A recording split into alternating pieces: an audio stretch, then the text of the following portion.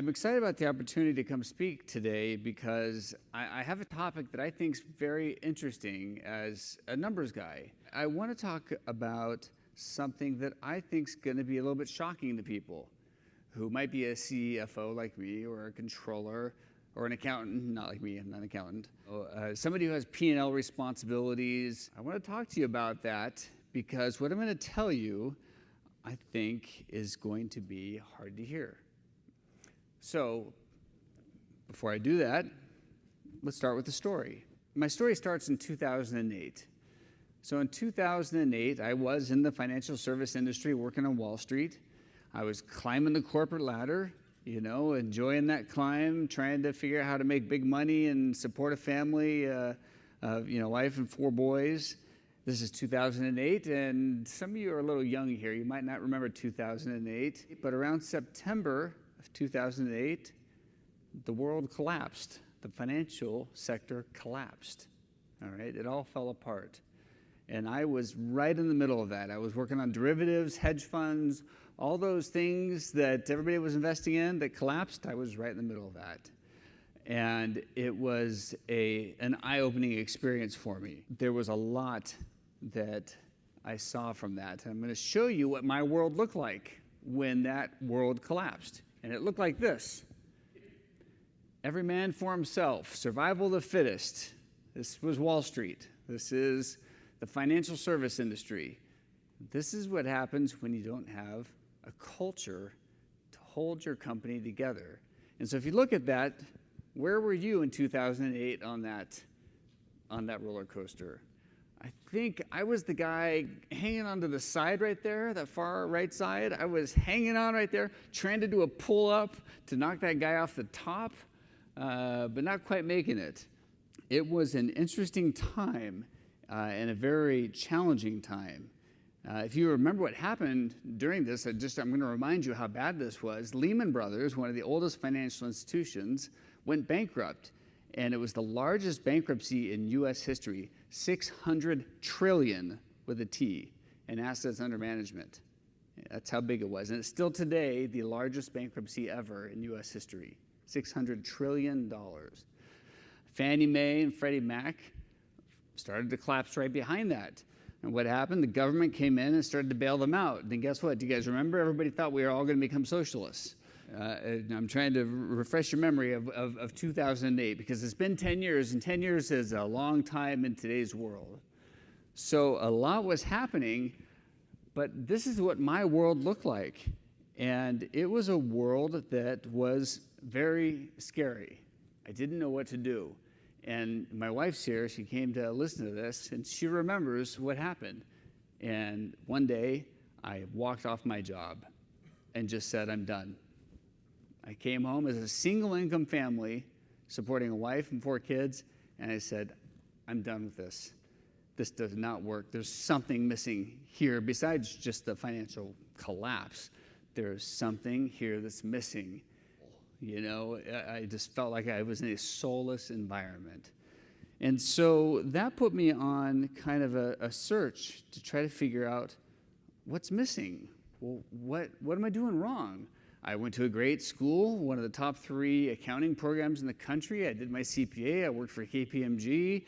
I never wanted to work in manufacturing. I kept thinking of widgets and inventory and all that stuff was just crazy. Who wants to count all that? But all of a sudden, I found myself going, what am I going to do? And I actually hired a life coach at the time who helped me because I was getting desperate to try to figure out how to feed my family. And every instinct in my body said, go take that next job. And Goldman Sachs offered me a job, and somebody else offered me a job, and they were all within this same kind of, I'm going to call it, cultureless environment. And so I started to go on this journey to figure out what was missing, what am I looking for. It's not every man for himself, it's not survival of the fittest, it's more than that. A company has got to be more than this. If that's all the company is, I don't want to be it. I don't want to work there. So I went on this search to try to figure out what was missing, what was missing. And what was missing was culture. And I'm going to talk a lot about culture and how to focus on culture first, okay? So I've done a lot of research, and I spent a whole bunch of time for this speech to find some cultureless companies. And it was really hard to find one that would let me come in and do some interviews and some video, and I found one that would.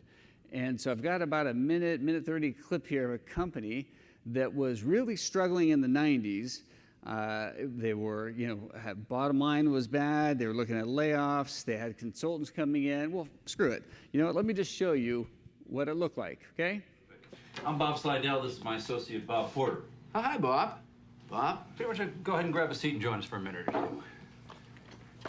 You see, what we're actually trying to do here is we're trying to get a feel for how people spend their day at work. So, if you would you walk us through a typical day for you? Yeah.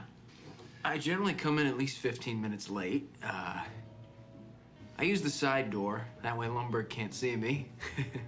And after that, I just sort of space out for about an hour. Till I'm Space out? Yeah. I just stare at my desk. But it looks like I'm working. I'd say in a given week, I probably only do about 15 minutes of real, actual work. The thing is, Bob, it's not that I'm lazy. It's that I just don't care. Don't care? It's a problem of motivation, all right? And here's something else, Bob. I have 8 different bosses right now. I beg your pardon? 8 bosses. 8? 8, Bob. So that means that when I make a mistake, I have 8 different people coming by to tell me about it. That's my only real motivation, is not to be hassled. That and the fear of losing my job. But you know, Bob, that'll only make someone work just hard enough not to get fired. Listen, I'm gonna go. It's been really nice talking to both of you guys. Good luck with your layoffs, all right? I hope your firings go really well. So who's worked for a company like that? That is a lack of culture, right? I mean, what's missing there?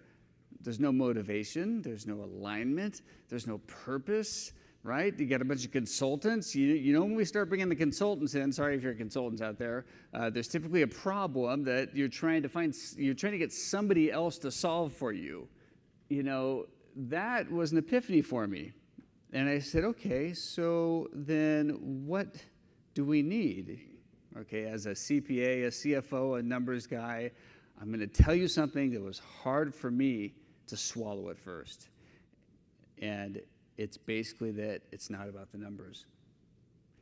It's about having a strong culture and sustainable growth first, right? That strong culture and growth first is what you need to look for, and the numbers are secondary to that.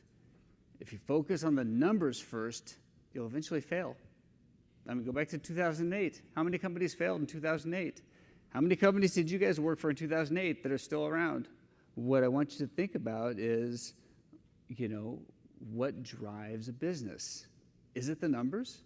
I mean, is it really just the numbers? Is it your quarterly earnings? Is it your P&L? Is it your budget? Is it your forecast? Is that what drives the business? If it is, I guess the CFO's king. I'm in a great position, right? But that's not it. It's about the culture first. So that made me go on a deeper journey of, well, what the heck is culture? Okay, I mean, especially in the corporate and organizational world, what the heck is culture? So I came up with the definition of culture, and I actually looked in the Rhythm book first, and I'm going to tell you, I couldn't find the complete definition there. So between Rhythm and Rockefeller Habits and a few other places, I found it. Culture consists of 3 critical parts: a purpose, a core value, and guiding philosophies. And I'm going to talk about all 3 of those within the context of the company I work for right now, which is called Alpha Guardian.